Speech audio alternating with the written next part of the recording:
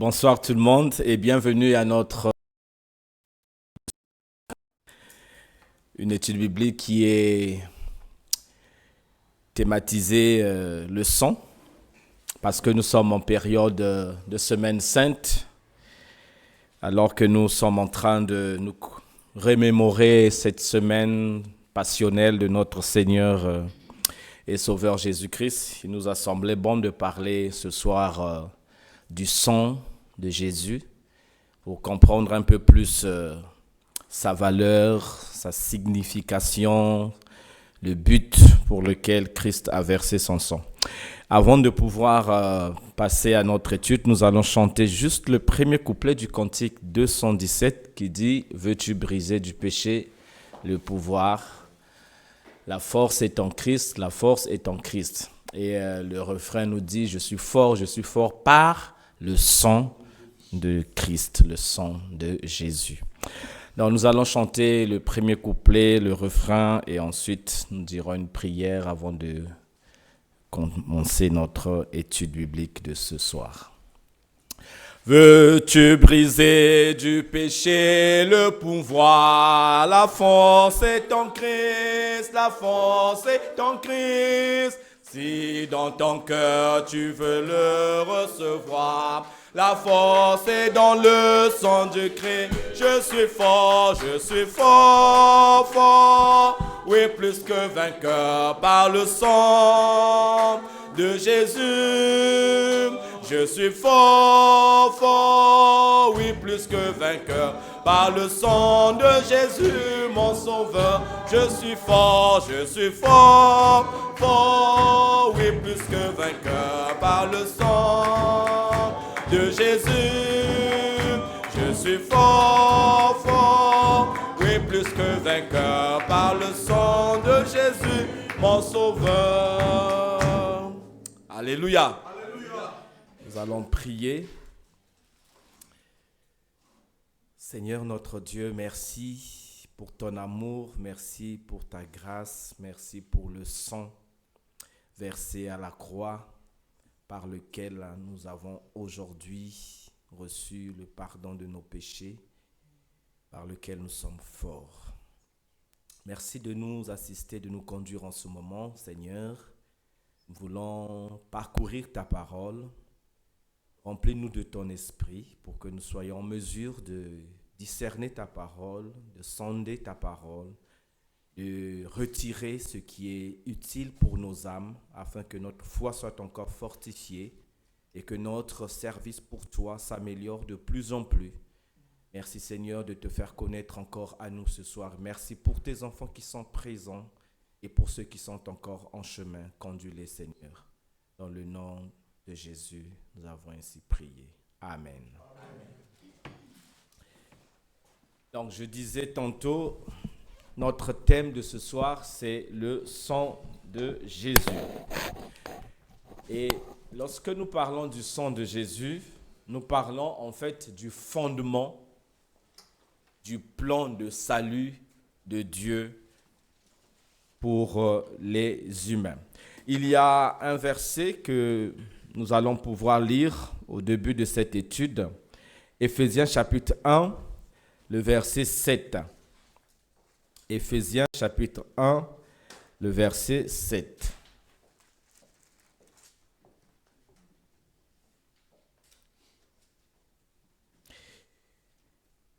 Il est écrit dans la version Louis II, « En lui, nous avons la rédemption par son sang, le pardon des péchés selon la richesse de sa grâce. » En lui, c'est-à-dire en Christ, nous avons la rédemption par son sang, le pardon des péchés selon la richesse de sa grâce. Donc, le versement du sang de Christ à la croix ou sur la croix était la condition essentielle pour que nous puissions recevoir le pardon de nos péchés. Et non seulement le pardon de nos péchés, mais aussi l'acceptation dans la présence de Dieu. Nous le verrons plus tard. Parce que le péché, lui, était comme la barrière entre nous et Dieu. Donc, il fallait quelque chose pour renverser cette barrière afin de nous permettre d'avoir accès en la présence de Dieu. Donc, le sang de Christ, c'est la solution de Dieu au problème de l'homme. Et quel est ce problème-là? C'est le péché. Donc, avant que nous ne puissions parler de la solution, nous allons d'abord parler du problème. C'est quoi en fait le péché? Il y a des gens, la plupart des gens pensent que le péché, c'est toujours commettre quelque chose de mal. Quand on fait le mal, c'est le péché. Oui, mais ce n'est pas seulement un acte qui peut être un péché. Le péché est aussi un état ou une condition. Ça veut dire quoi? Ça veut dire en fait lorsqu'une personne, même si elle ne commet pas des actes mauvais, mais la personne peut être dans un état de péché. Une personne peut être dans une condition de péché, même si elle n'a pas commis un acte répréhensible aux yeux de Dieu. Et cette condition-là de péché, c'est quoi? C'est une condition d'une personne qui vit sans Dieu. Une personne qui vit indépendamment de Dieu. C'est-à-dire cette personne dit, moi, je n'ai pas besoin de Dieu dans ma vie. Dieu, je ne l'intègre pas dans ma réalité quotidienne. Mais cette personne fait quand même pose des bonnes actions. Elle ne fait du mal à personne. Elle s'efforce à faire le bien. Mais aux yeux de Dieu, bien qu'elle fasse des bonnes œuvres ou des bonnes choses, c'est une personne qui est dans le péché. Parce que cette personne vit indépendamment de Dieu. Cette personne vit sans Dieu. Et pourquoi? Parce que cette personne, effectivement, a un cœur endurci vis-à-vis de Dieu. Cette personne a une pensée obscurcie parce que ses pensées n'arrivent pas à découvrir Dieu. Et ensuite, cette personne a un comportement corrompu. Un comportement corrompu ne signifie pas un comportement pervers, mais un comportement en fait qui ne s'aligne pas à la volonté de Dieu. Un comportement qui ne se soumet pas à la volonté de Dieu. Nous allons lire Éphésiens chapitre 2, les versets 1 à 3. Et je vais demander à quelqu'un d'autre de nous lire aussi Éphésiens chapitre 4, les versets 17 à 19. Donc, ces deux références. Éphésiens chapitre 2, les versets 1 à 3 et Éphésiens 4, 17 à 19. Vous étiez morts par vos offenses et par vos péchés, dans lesquels vous marchiez autrefois selon les trains de ce monde, selon les princes de la puissance, de l'air et l'esprit qui agit maintenant dans les fils de la rébellion. Nous tous aussi, nous étions de l'air, non, et nous vivions autrefois selon la convoitise de notre chair, accomplissant les volontés de la chair et de nos pensées, et nous étions par nature des enfants colère comme les autres. Voilà. Merci. Et Éphésiens 4, 17 à 19.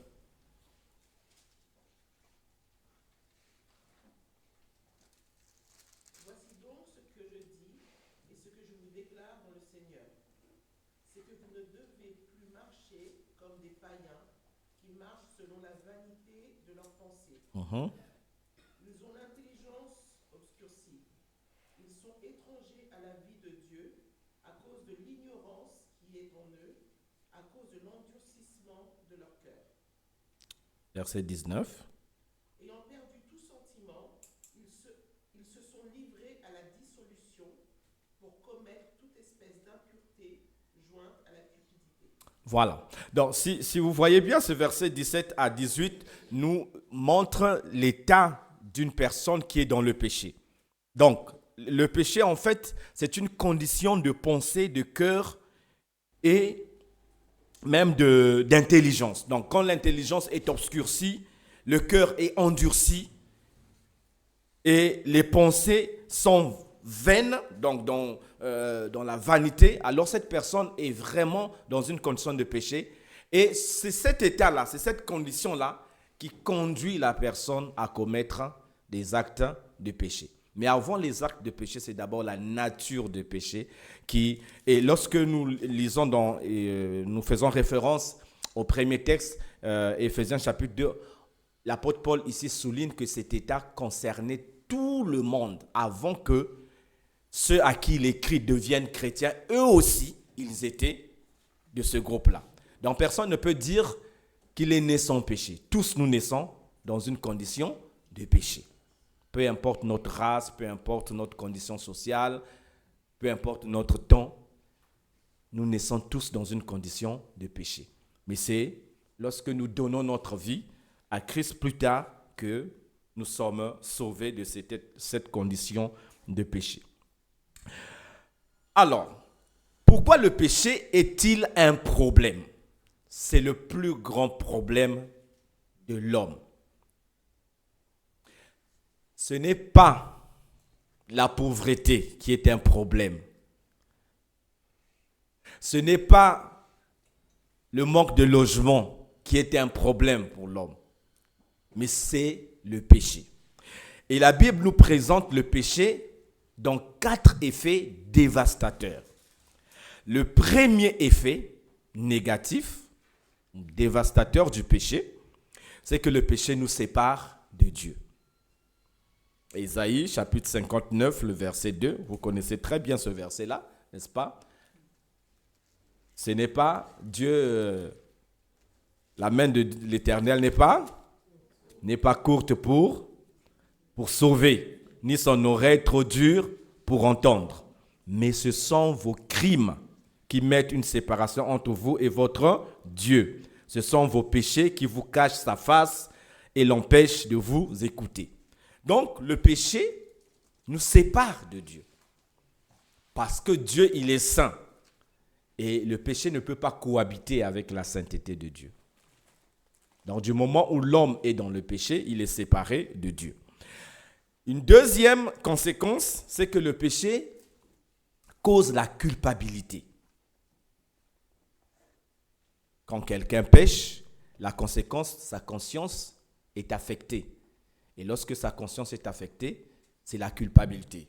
Psaume 38, nous allons lire ce passage, Psaume 38, les versets 4 à 5.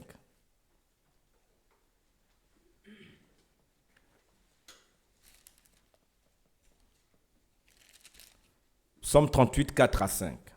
C'est un témoignage de David. Il dit ceci: « Il n'y a rien de sain dans ma chair à cause de ta colère.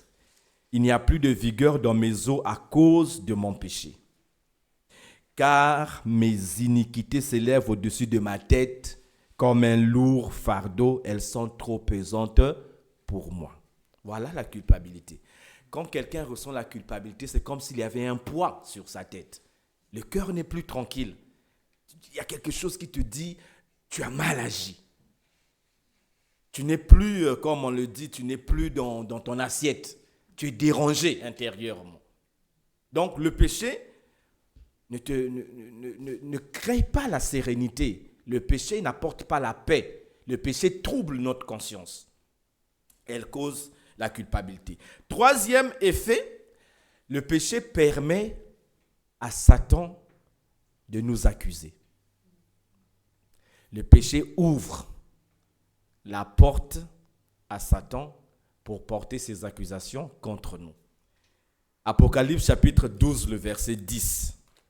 C'est un texte qui parle de Satan comme étant l'accusateur. Apocalypse chapitre 12, le verset 10. Quelqu'un peut lire? Et j'ai entendu dans le ciel une voix forte qui disait: maintenant le salut est arrivé, et la puissance et le règne de notre Dieu, et l'autorité de son Christ, car il a été précipité, l'accusateur de nos frères, c'est lui les accuser devant notre Dieu jour et nuit. Voilà. Satan profite de nos péchés pour nous accuser. Et souvent, je prends cet exemple-là. Au début, Satan, il agit comme un séducteur. Il agit comme un médiateur, celui qui calme, qui met la balle à terre. Lorsque les pensées de commettre le mal te viennent à l'esprit, lui, il vient pour te rassurer. Oh, c'est pas si grave, tu peux le faire, tout le monde le fait, ça ne te causera pas assez de problèmes après. De toutes les façons, tu ne seras ni le premier ni le dernier à le faire. Et toi aussi, tu es encouragé.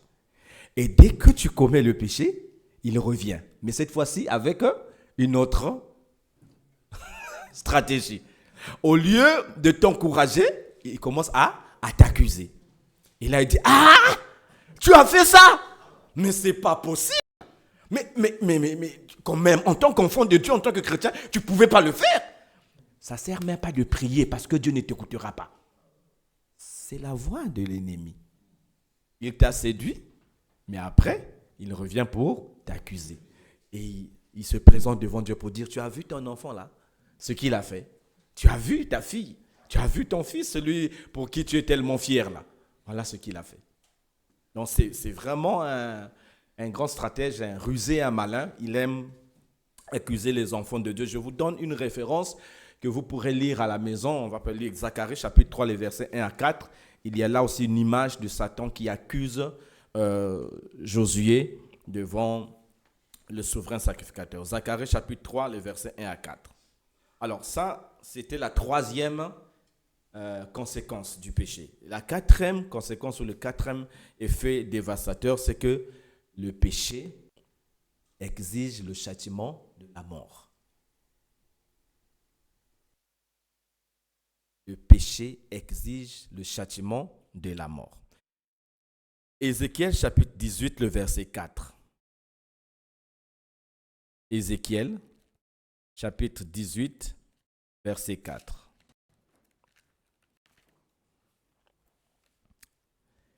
Voici toutes les âmes sont à moi.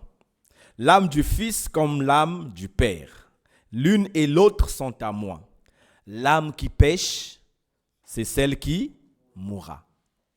Voilà, donc depuis l'Ancien Testament, il a été dit l'âme qui pêche, c'est celle qui mourra. Donc, péché conduit à la mort. Et dans le Nouveau Testament, nous avons eu un passage bien connu, Romains chapitre 3, les versets 23 à 24. Nous allons, le salaire du péché, c'est Romains 6, 23. Là, nous allons lire le Romains 3, 23 à 24. Ça nous montre l'universalité du péché.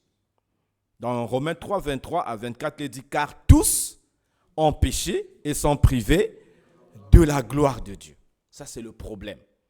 Et Romains chapitre 6, toujours le verset 23, nous dit, car le salaire du péché, c'est la mort. Donc, Romains 6, 23 s'accorde avec Ézéchiel 18, verset 4. Et Romains 3, 23 nous montre au verset 23 le problème, mais nous avons la solution dans le verset 24. Le verset 24 dit, « Et ils sont gratuitement justifiés par sa grâce, par le moyen de la rédemption qui est en Jésus-Christ. » Voilà, l'un de nos articles de foi, c'est l'article 8 qui dit, nous croyons que nous sommes justifiés par grâce, par le moyen de la foi en notre Seigneur Jésus-Christ. Donc, le mot rédemption revient encore ici. La rédemption que nous avons vue dans Éphésiens chapitre 1, le verset 7, nous le voyons ici aussi dans le verset 24 de Romains 3. Que signifie la rédemption? Il y a un autre mot qu'on utilise pour la rédemption, c'est le rachat. Voilà pourquoi les enfants de Dieu s'appellent des rachetés. Donc, le racheté, c'est une personne qui est passée par un rachat ou par la rédemption.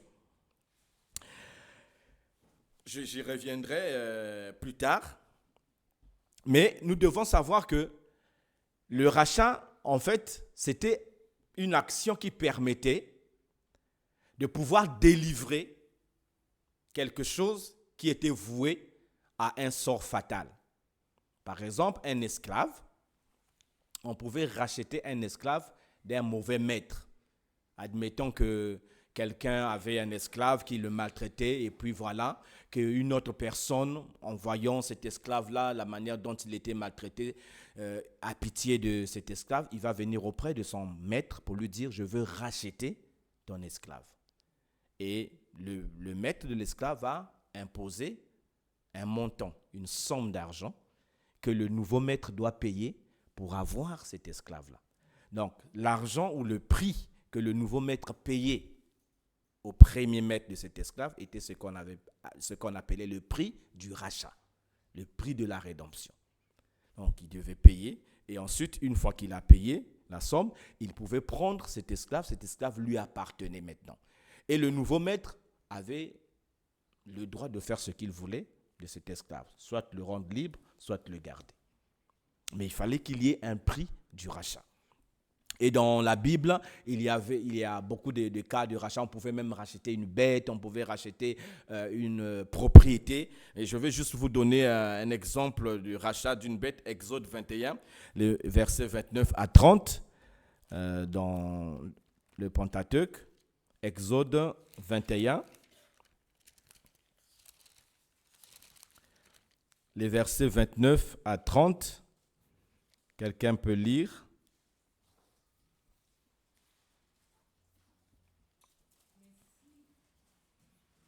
Oui, c'est ça.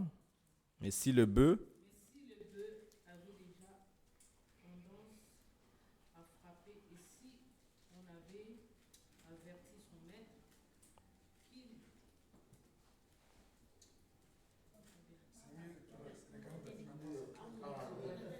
Pardon.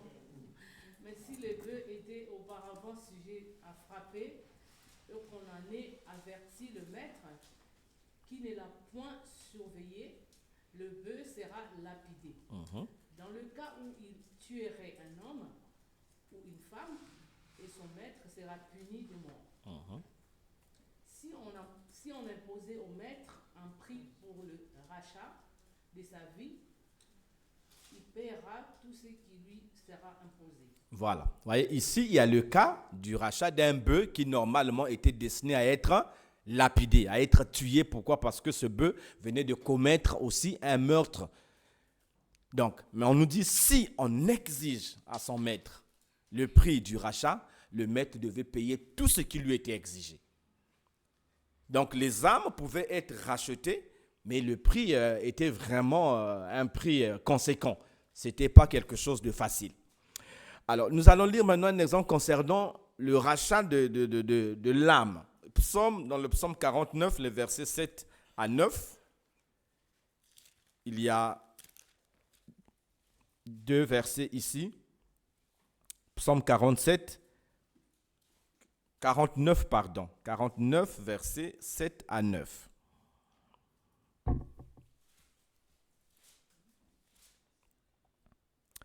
Ils ont confiance en leurs biens et se glorifient de leur grande richesse. Le verset 8, ils ne peuvent se racheter l'un l'autre, ni donner à Dieu le prix du rachat. Verset 9, le rachat de leur âme est cher et n'aura jamais lieu. Je ne sais pas si vous comprenez cette parole, mais dans le contexte, en fait, il est question ici des méchants qui se glorifient entre eux. Ils se disent, ils sont certains, en fait, ils sont prétentieux au sujet de l'avenir. Ils disent que tout ira bien jusqu'à la fin de notre vie. Mais ils oublient, en fait, qu'à cause de leur péché, ils ne peuvent pas se racheter l'un et l'autre. Et la Bible dit, ils ne peuvent même pas donner à Dieu le prix du rachat. Ça veut dire que peu importe la richesse que nous pouvons posséder ici-bas, il n'y a aucune somme d'argent que nous pouvons offrir à Dieu pour racheter notre âme. Et là, le verset 9 dit, le rachat de leur âme est cher. On aurait même dit, est trop cher. Et cela n'aura pas lieu. Pourquoi? Parce qu'il n'y a rien dans ce monde qui peut racheter une âme envers Dieu. Ce n'est pas possible. Mais finalement, qu'est-ce qui peut racheter une âme? Quel est le prix qui peut être payé pour le rachat d'une âme? Et là, nous tombons dans la solution que Dieu a trouvée, c'est le sang de Jésus. Le sang de Jésus-Christ, c'est la rançon. C'est le prix unique. Hébreux chapitre 9, le verset 22. Hébreux chapitre 9, le verset 22. Et presque tout, d'après la loi, est purifié avec du sang. Et sans effusion de sang, il n'y a pas de pardon.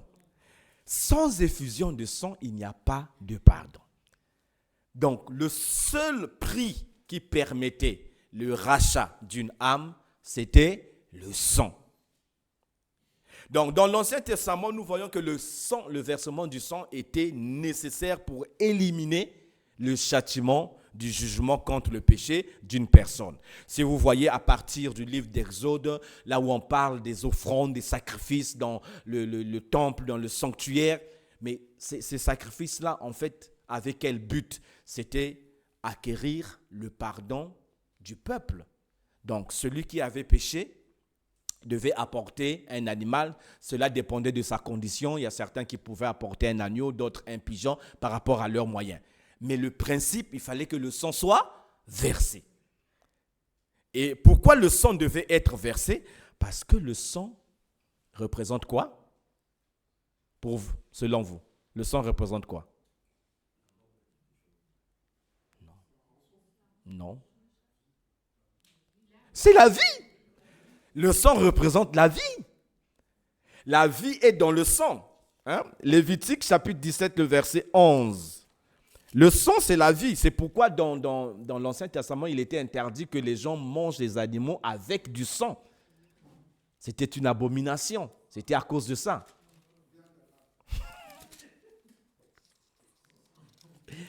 Lévitique 17, le verset 11. Car la vie de la chair est dans le sang.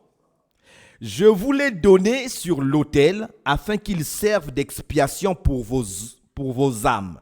Car c'est par la vie que le sang fait expiation. Donc voilà.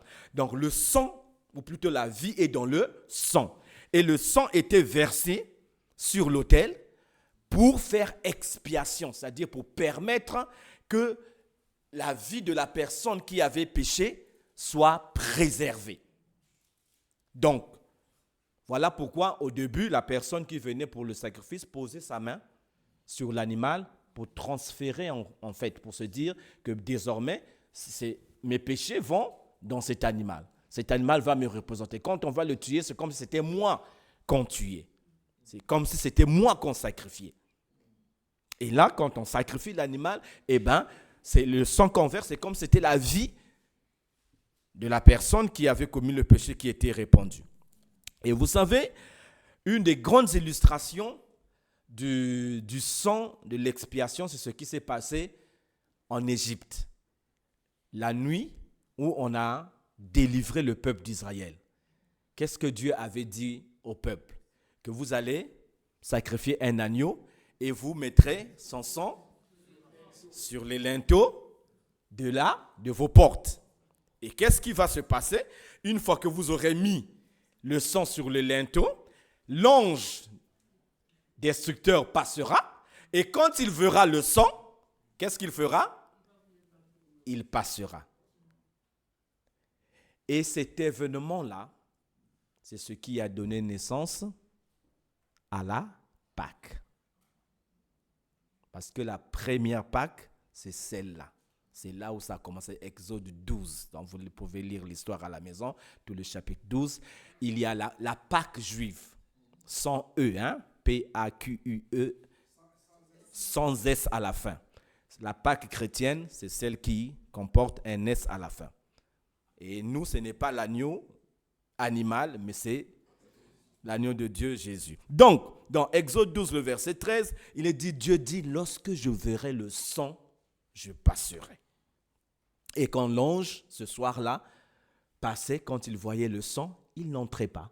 Peu importe qu'il s'agisse des Égyptiens ou des Hébreux, lui, son problème, c'était de voir le sang. Et s'il n'y avait pas le sang, même si c'était des Hébreux, il rentrait et il tuait. Parce que la seule condition, c'était qu'il y ait le sang. Voilà. Donc, cette grande rédemption du peuple d'Israël en Égypte, c'est la Pâque, la toute première Pâque, et ensuite ils ont continué à célébrer cette Pâque-là dans le désert. Et cette image-là, en fait, c'est une image qui préfigurait l'agneau de Dieu, Jésus, qui devait donner son sang pour tous les hommes. 1 Corinthiens, chapitre 5, le verset 7, nous dit quelque chose d'important également. 1 Corinthiens, chapitre 5, verset 7.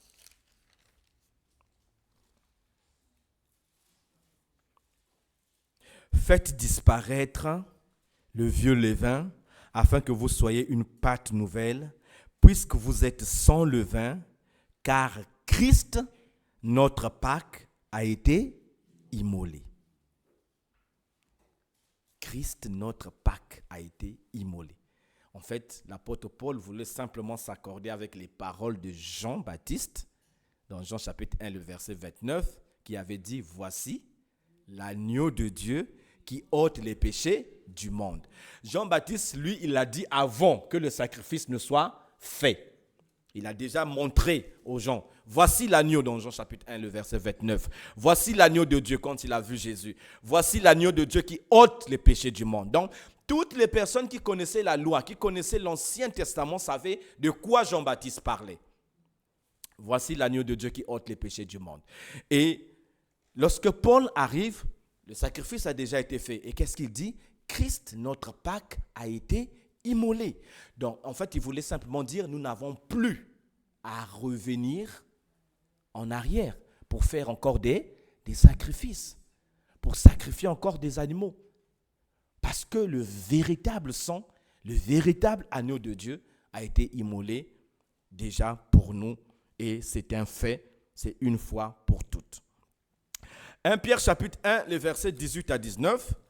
Toujours dans ce sens, nous allons voir, parlant de la rédemption, 1 Pierre chapitre 1, les versets 18 et 19. Deux versets très importants.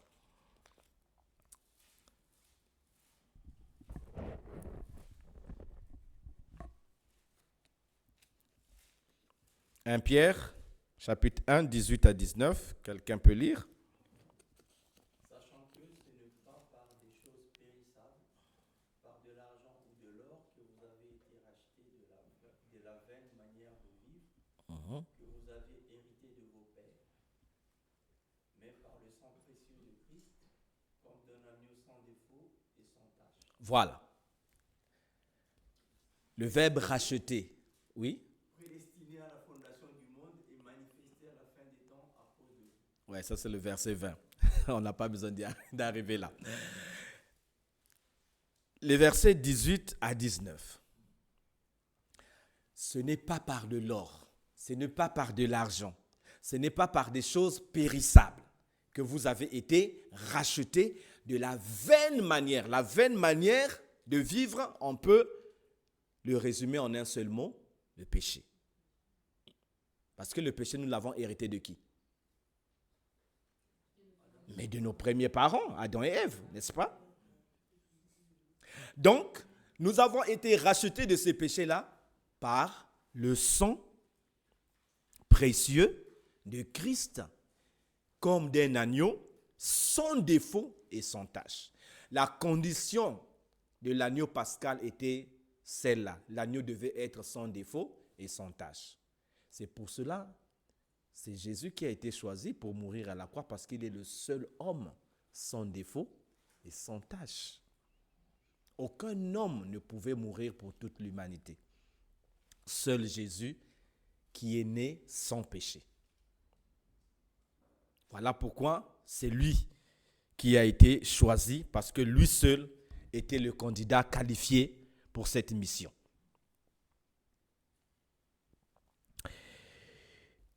Donc, le prix de la rédemption, nous voyons là que c'est le sang de Jésus.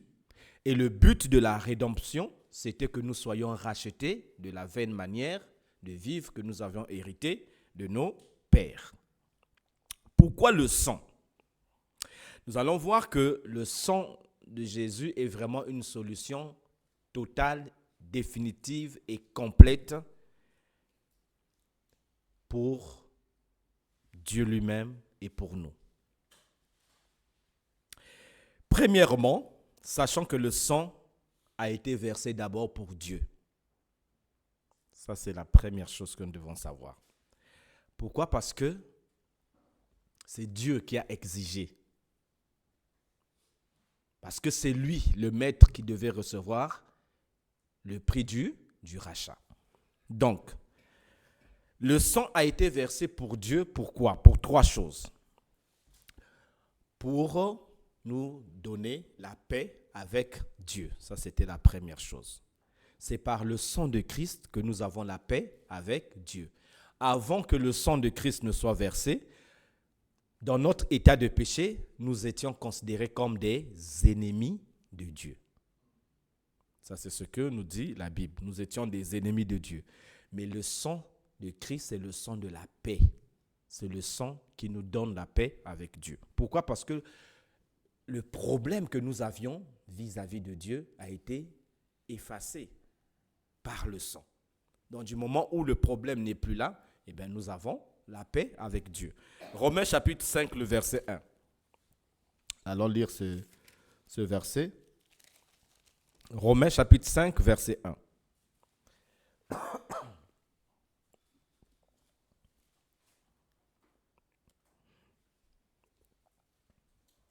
Quelqu'un peut lire, hein?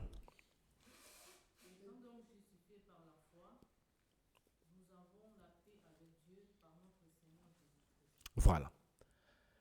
Étant donc justifiés par la foi, nous avons la paix avec Dieu par notre Seigneur Jésus-Christ. Beaucoup n'ont pas la paix, ils l'ont pourtant cherché. Mais la véritable paix, nous la recevons par le moyen du sang de Jésus. Le sang de Christ nous sauve aussi de la colère de Dieu. Verset 9 du chapitre 5 de Romains. Verset 9.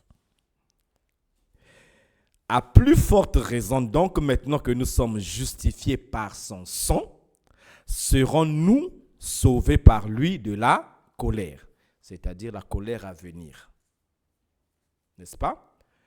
Si aujourd'hui, nous avons accepté ou reçu le sang de Jésus, ça veut dire que nous sommes sauvés de la colère à venir.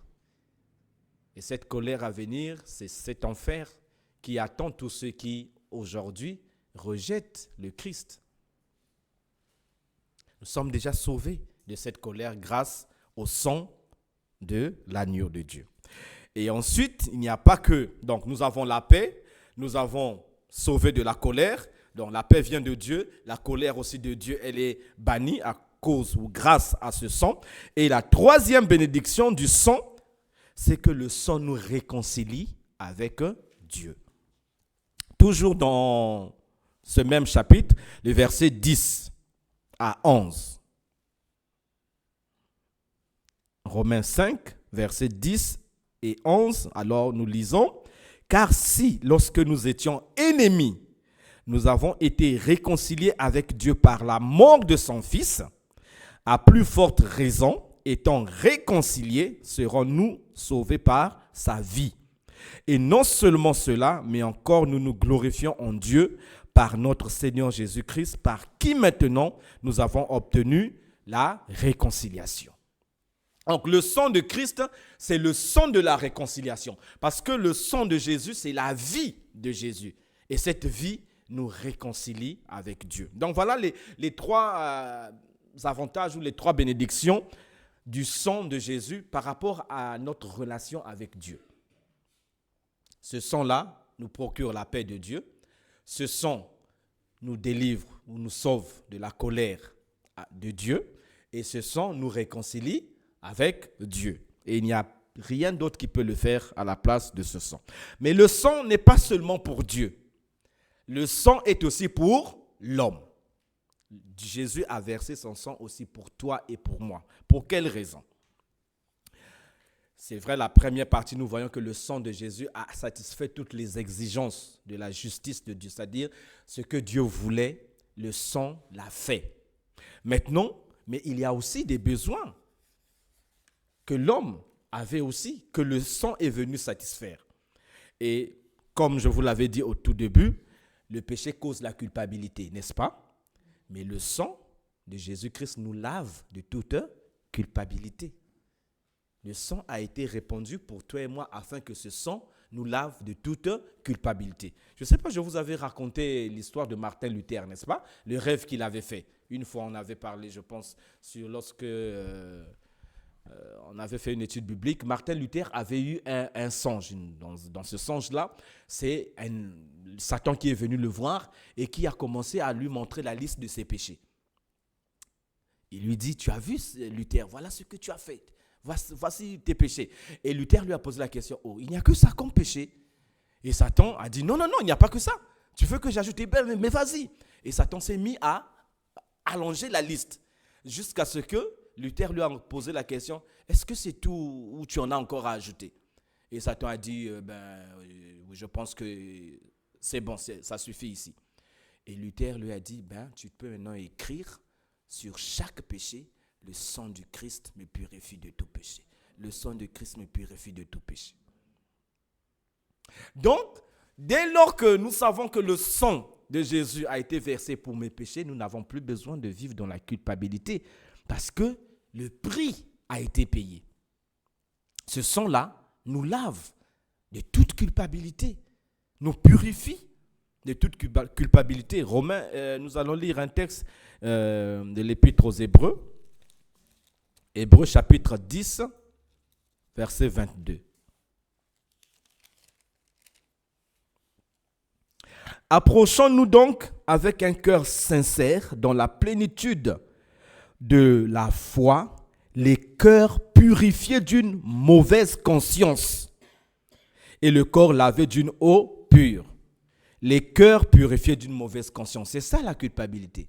Comment un cœur peut-il être purifié d'une mauvaise conscience? C'est par le sang, par la conscience, par la connaissance que le sang de Jésus a été répandu sur la croix pour mes péchés.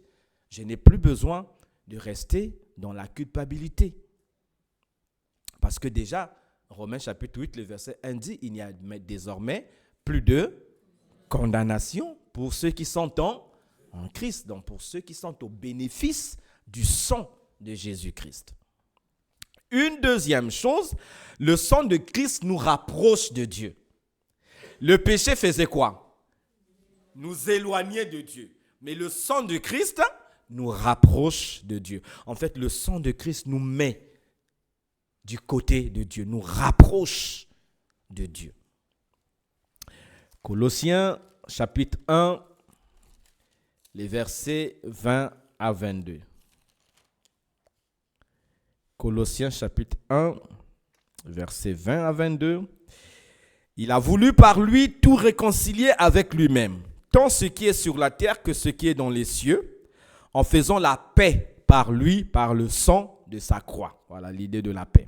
Donc, le sang de Christ me lave de toute culpabilité, le sang de Christ me rapproche de Dieu et le sang de Christ me donne l'assurance pour entrer dans la présence de Dieu. Je n'ai plus à me poser des questions. Est-ce que je suis propre? Est-ce que je suis dans les conditions? Est-ce que ça va? Non.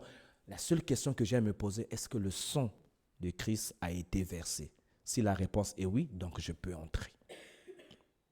Et le Père, il ne me reçoit que sur cette base-là. Au ciel, le Seigneur ne nous jugera pas sur la base de nos confessions, de nos services, de nos ministères. Non. C'est par le moyen du sang. Il verra le sang sur nous et il nous fera entrer. Ils viendront d'Orient, ils viendront d'Occident. Voyez cette joyeuse procession lavée dans le sang de l'agneau. Juste le sang de l'agneau. C'est ça qui nous fait entrer dans la présence de Dieu. Et il y a quelque chose que j'aimerais aussi souligner. La culpabilité n'est pas quelque chose de fondamentalement mauvais. Quand quelqu'un ressent la culpabilité, c'est quelque chose de bien. Pourquoi? Parce que c'est comme le cri de la conscience qui le pousse à aller vers Dieu. Parce que si ta conscience est tranquille, elle n'est pas perturbée, qu'est-ce qui va te pousser vers Dieu? Tu seras comme un malade qui ignore sa maladie.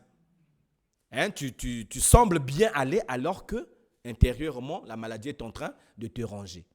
Mais lorsque la culpabilité, là, c'est comme un chien de garde, en fait, qui nous fait savoir ce que nous avons fait de mal et ensuite nous pousse vers le Seigneur pour recevoir son pardon.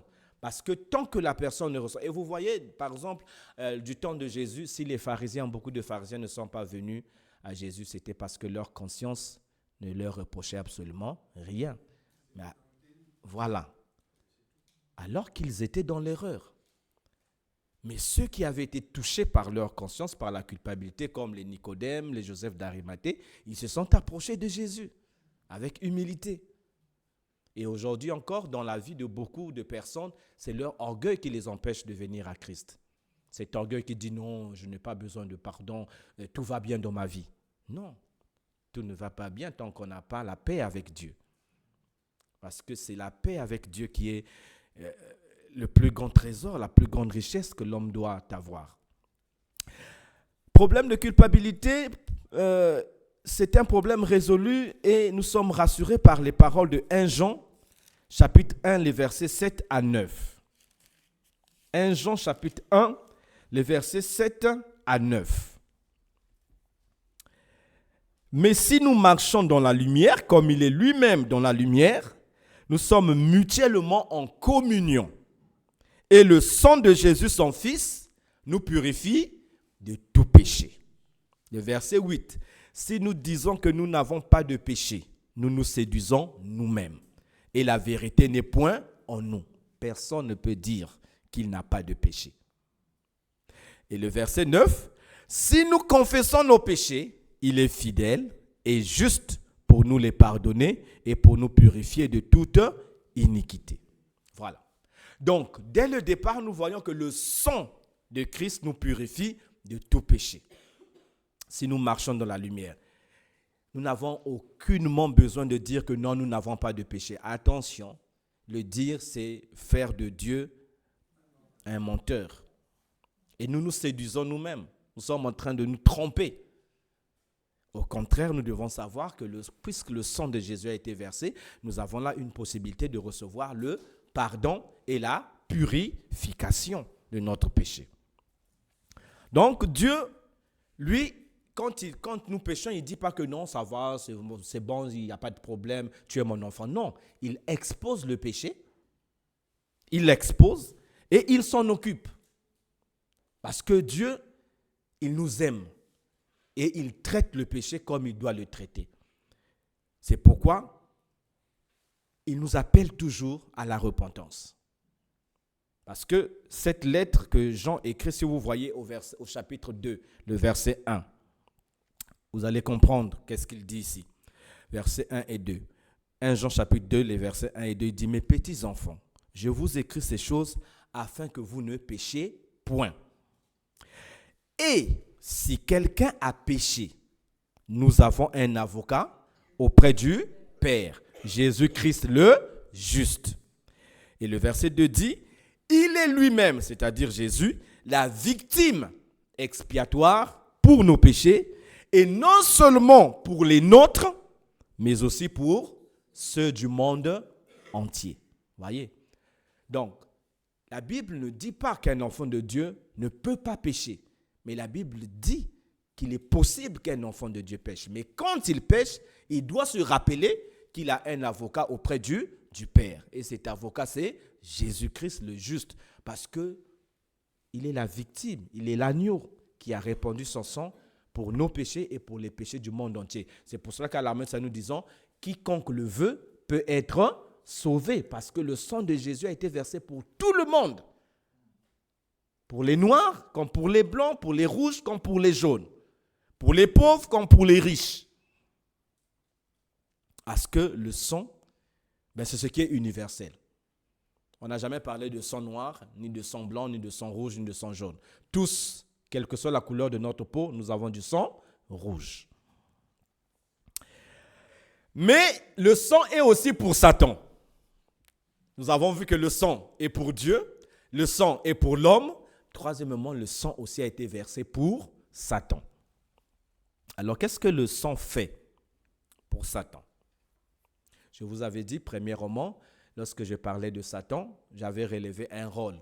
Lorsque nous avons lu Apocalypse 12, le verset 10, Satan est qui? Accusateur. Voilà, très bien. Et du fait que Satan est notre accusateur, nous voyons qu'ici dans 1 Jean chapitre 2, nous avons lu, Jésus, il est qui pour nous? Avocat. Vous vous imaginez, nous sommes comme dans un tribunal, n'est-ce pas? Le grand juge, c'est Dieu lui-même. Nous avons pour avocat de la défense Jésus. Et nous avons l'accusateur, qui est Satan. Le procureur, qui est Satan. Alors, bien que nous soyons coupables, parce que nous avons péché, et Satan a raison de nous accuser, mais lorsque notre avocat nous défend, il ne dit pas non, il n'a rien fait. Non. Notre avocat dit oui, il a péché, il est coupable, mais le prix a été payé. Mon sang a été versé pour lui. Vous voyez ce qui se passe, c'est merveilleux. Et quand il le dit, qu'est-ce que l'accusateur fait? Il n'a plus de moyens de pression. Il n'y a plus de condamnation. Il n'y a plus de base sur laquelle il peut continuer à nous accuser. Donc, le sang de Christ place Dieu du côté de l'homme. Est-ce que vous voyez? Donc là, le sang de Christ, en fait, c'est une puissance contre les accusations de Satan. Le diable devient minoritaire parce que le sang place Dieu du côté. Oui, quand Dieu voit le sang, il dit effectivement, c'est le prix qui était exigé par mon tribunal pour la faute commise par l'accusé. Donc, il est libre parce que le prix a été payé. Donc, Dieu se place du côté de l'homme grâce au sang de Jésus. Et deuxièmement, si vous lisez Romains chapitre 8, 31, quelqu'un se rappelle de ce verset? Si Dieu, qui sera, voilà. C'est cela, c'est très important. Quand Dieu se place de notre côté à cause du sang de son Fils, eh bien, le diable ne peut rien. Et la deuxième chose, le sang de Christ annule les droits de propriété de Satan sur l'homme. C'est un peu, comme je vous avais dit, dans la rédemption. Notre premier maître, c'était qui? C'était Satan. Mais puisque le prix du rachat a été payé à Dieu, eh bien, nous avons été rachetés de la servitude de Satan. Nous ne sommes plus les esclaves de Satan. Donc, Satan n'a plus des droits sur nous. Rendez-vous compte que vous aviez une maison et, plutôt avant que vous n'alliez dans cette maison, vous avez trouvé une maison qui avait un ancien propriétaire. Et vous dites à ce propriétaire-là, je veux racheter votre maison. Ce propriétaire-là, il est content, il dit, ok, ça me fait du bien, je voudrais aussi me débarrasser de cette maison, j'irai vivre ailleurs. Alors, payez-moi 150 000 euros. Vous lui payez les 150 000 euros et vous vous installez dans la nouvelle maison. Est-ce que cette personne-là, cet ancien propriétaire, a encore des droits sur cette maison? Est-ce qu'il peut garder encore une clé de cette maison? Est-ce qu'il peut venir quand il veut? Et voilà, c'est un peu la même chose. Satan n'a plus des droits sur nous parce que le sang de Jésus nous a rachetés totalement de son pouvoir. Donc, maintenant, d'où est-ce que vient le pouvoir de Satan? Il vient de nous-mêmes. Si toi qui es le nouveau propriétaire, tu ouvres ta porte, tu fais un double de laquelle tu donnes à l'ancien propriétaire, mais il viendra. Il viendra. Voilà. Donc, le diable n'a plus des droits sur les véritables enfants de Dieu parce que nous allons lire 1 Corinthiens chapitre 6, le verset 19 à 20 pour voir que nous sommes vraiment rachetés par le sang de Christ. 1 Corinthiens chapitre 6, verset 19 à 20.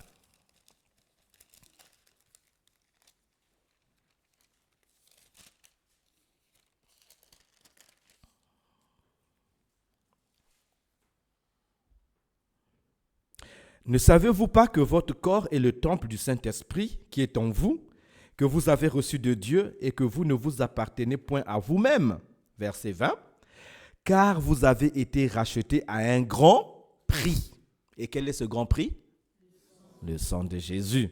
Glorifiez donc Dieu dans votre corps et dans votre esprit qui appartiennent. Ça veut dire quoi? Que nous n'appartenons plus à Satan. Nous appartenons corps, âme et esprit à Dieu. Donc, chaque enfant de Dieu peut aujourd'hui, avec conviction, dire Satan, je ne t'appartiens plus.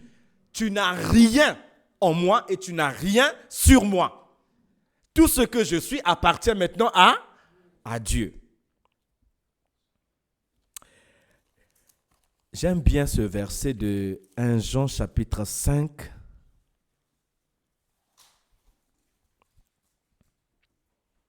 Verset 19. 1 Jean chapitre 5, verset 19. Nous savons que nous sommes de Dieu et que le monde entier est sous la puissance du malin. Est-ce que vous voyez? Nous sommes dans le monde, mais nous ne sommes pas du monde. Donc, Satan a la puissance sur le monde, mais comme nous ne sommes pas du monde, il n'a pas de puissance sur nous. Il a la puissance sur le monde, mais puisque nous ne sommes pas du monde, bien qu'étant dans le monde, mais nous ne sommes pas sous le pouvoir de Satan. C'est pour cela que, comme l'avait dit la majeure dimanche, nous avons le pouvoir dans ce monde de délivrer les captifs de Satan. Parce que nous vivons sous un autre régime, le régime du Seigneur Jésus-Christ, qui est notre nouveau maître. Nous sommes dans ce monde pour dépouiller le diable, pour dépeupler son royaume, afin d'amener plus de monde dans le royaume du Seigneur Jésus-Christ. Voilà, donc il y a ces deux actions que le sang accomplit contre Satan. Il le met en état d'infériorité ou de minorité devant le tribunal de Dieu, parce qu'il place Dieu du côté de l'homme, et ensuite, il lui enlève tous les droits qu'il avait sur l'homme. Le sang de Jésus enlève à Satan tous les droits. Vous voyez, lorsque le sang était sur les linteaux de la porte, l'ange de la mort ne pouvait pas y entrer parce qu'il n'avait plus de droit. Le sang lui enlevait le droit d'entrer dans cette maison. Et quand tu es recouvert du sang de Jésus, Satan ne peut pas entrer dans ta vie. Il n'a pas le droit. Pour terminer, comme nous l'avons vu, le grand problème ou le problème essentiel, c'était le péché. Et la grande solution, c'est le sang. Donc le sang a renversé la barrière du péché. Parce que c'est le péché, c'est la barrière qui nous séparait d'avec Dieu. Mais le sang est venu pour briser cette barrière.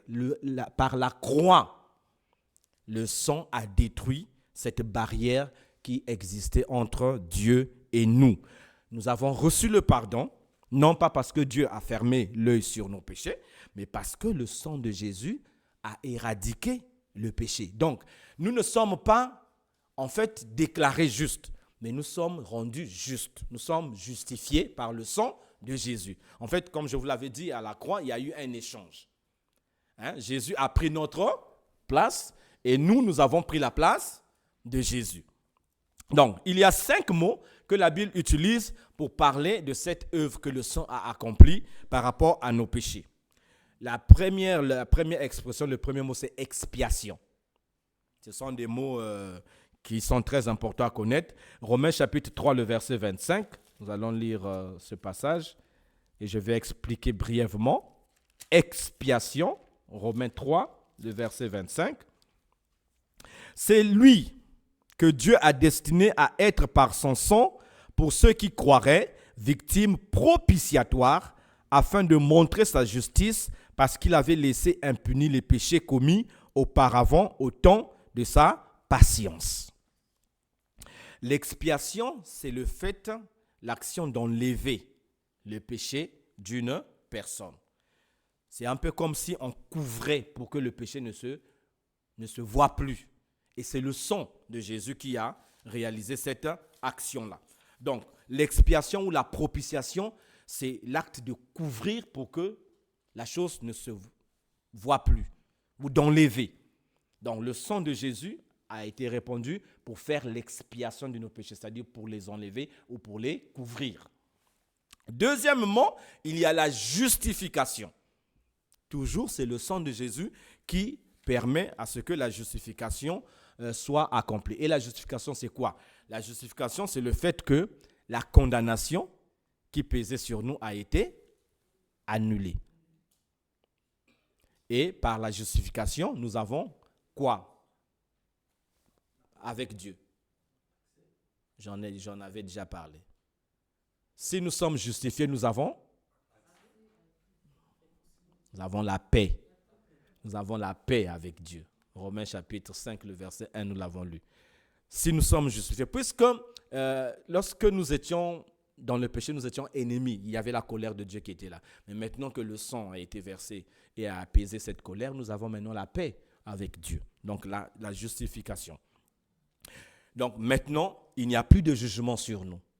Et même dans la Bible, il est dit, celui qui croit en Jésus et en celui qui l'a envoyé ne vient point en jugement, parce qu'il est déjà passé de la mort à la vie. On avait lu ce verset, Jean chapitre 5, verset 24. Et un troisième mot, une troisième expression, c'est la rédemption. Nous l'avons déjà vu. La rédemption, c'est le prix du rachat. C'est le fait de racheter. C'est la rançon qui a été payée pour que nous devenions la propriété du Seigneur Jésus. Donc, c'est un peu le paiement. Quand Ésaïe dit le châtiment qui nous donne la paix est tombé sur lui. Donc, en fait, il a payé ce prix-là. Par son sang, il a donné le prix à Dieu pour que nous soyons rachetés et que nous soyons maintenant les esclaves de Dieu. Nous ne sommes plus les esclaves de Satan.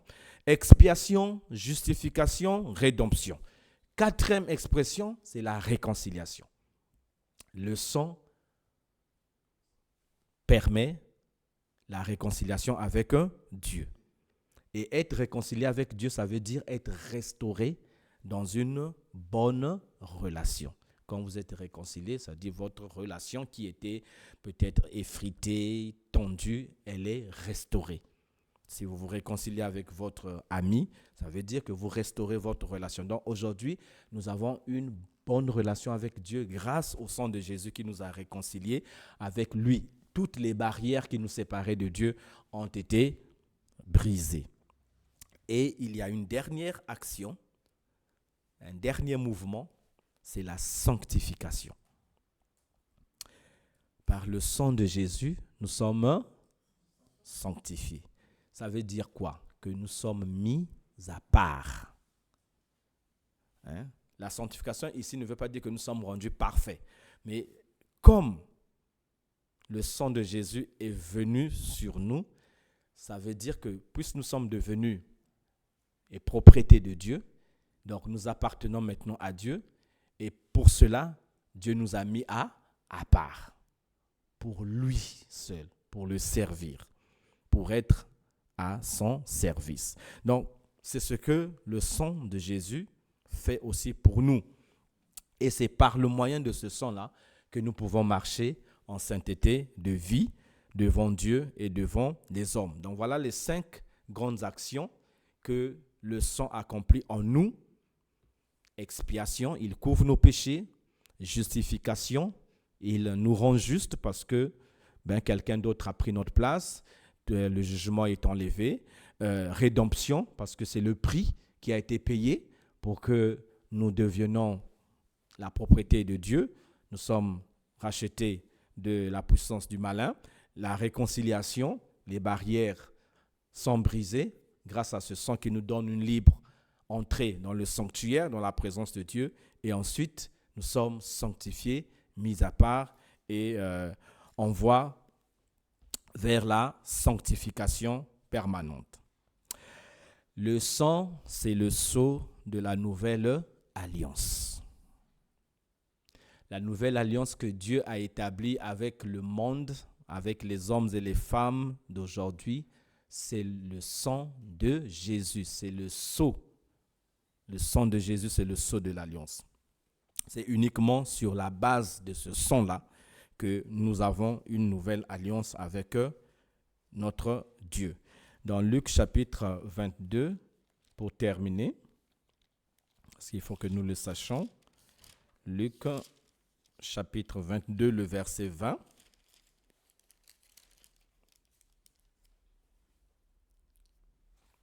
Quand Jésus avait pris son dernier repas avec ses disciples, Luc chapitre 22, le verset 20, il prit de même la coupe après le souper et la leur donna en disant, cette coupe est la nouvelle alliance en mon sang qui est répandue pour vous. Donc, le sang de Jésus, c'est le sceau de la nouvelle alliance, le cachet de la nouvelle alliance, parce que c'est ce sang-là qui a été répandu pour nous.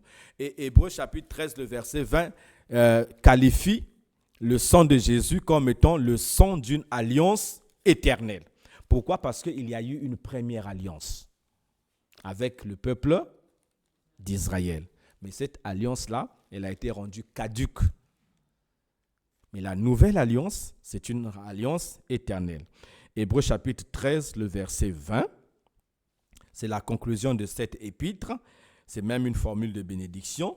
Il est dit que le Dieu de paix, qui a ramené d'entre les morts le grand berger des brebis, par le sang d'une alliance éternelle, notre Seigneur Jésus.